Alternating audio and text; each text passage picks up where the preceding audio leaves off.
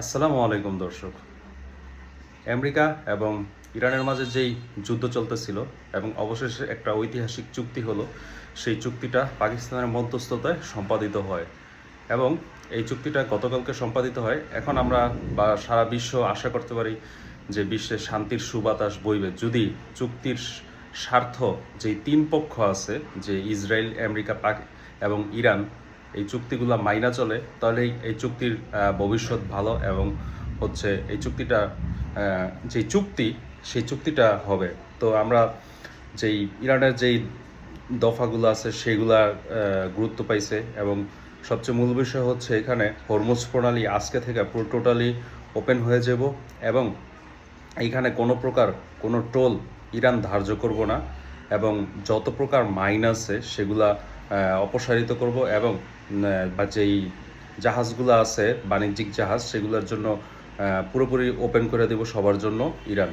তো এটা চুক্তি হয়েছে এবং ইরানের যত জব্দকৃত সম্পদ ছিল আমেরিকার নিষেধাজ্ঞা নামক এই এই আইন দিয়া যত সম্পদ ছিল ইরানের সেগুলো সব ছাইরা দিব এবং এই যুদ্ধে ইরানের যত পরিমাণ ক্ষতি হয়েছে সেটা $300 বিলিয়ন।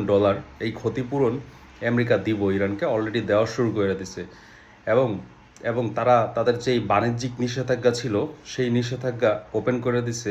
এখন ইরান সারা বিশ্বের সাথে বাণিজ্য করতে পারবে। এখন আর ওই ইরান থেকে কেউ পানির দামে তেল না কিনতে পারলেও ইরান একটা ভালো রেটে এখন ওয়ার্ল্ড মার্কেটে তেল বিক্রি করতে পারবো।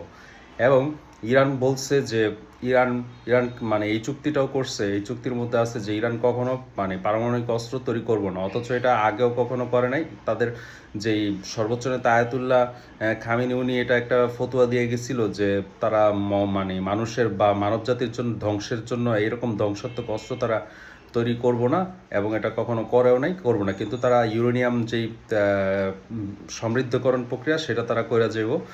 আর হচ্ছে তাদের যে ব্যালিস্টিক মিসাইল প্রোগ্রাম এটা অবশ্যই করে যাব।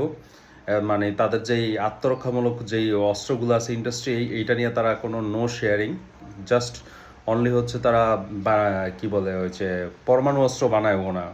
আর হচ্ছে হরমুজ প্রণালী ওপেন করে দেব এবং এই চুক্তির অন্যতম শর্ত হচ্ছে, দেখেন ইরান কিন্তু তার নিজের জান চলে গেল, মানে নিজের বন্ধুর জন্য সে কখনো মানে ছাইরা দেয় নাই, সে বিশ্বাসঘাতকতা করে নাই। সে জর্ডান না, সরি, সেটা হচ্ছে লেবাননকে সে কখনো ছাইরা যায় নাই।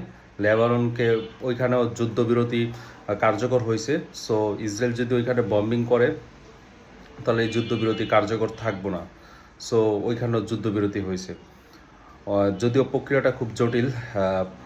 ওইখানে হচ্ছে ইসরায়েল 1/3 অংশ লেবাননের দখল করে নিচ্ছে, সেটা কিভাবে কী হইব সেটা আরও জটিল প্রক্রিয়া। সো আপাতত এটা আগামী 1 মাসের জন্য যদি এটা কার্যকর থাকে দেন পরের স্টেপগুলোতে যাইব, কারণ এখানে মিডল ইস্টে অনেকগুলো ইস্যু একটার সাথে একটা ওতপ্রোতভাবে জড়িত। যেমন এইখানে আমেরিকা ইরানের সাথে যুদ্ধ, সেরকমভাবে আবার ইসরায়েল হচ্ছে লেবাননের দিকে আগাইতেছে, ওই দিক দিয়ে গাজা ইস্যু আছে, পশ্চিম তীর আছে। সো এইসব বিষয়গুলো আছে, এইসব জিনিসগুলা।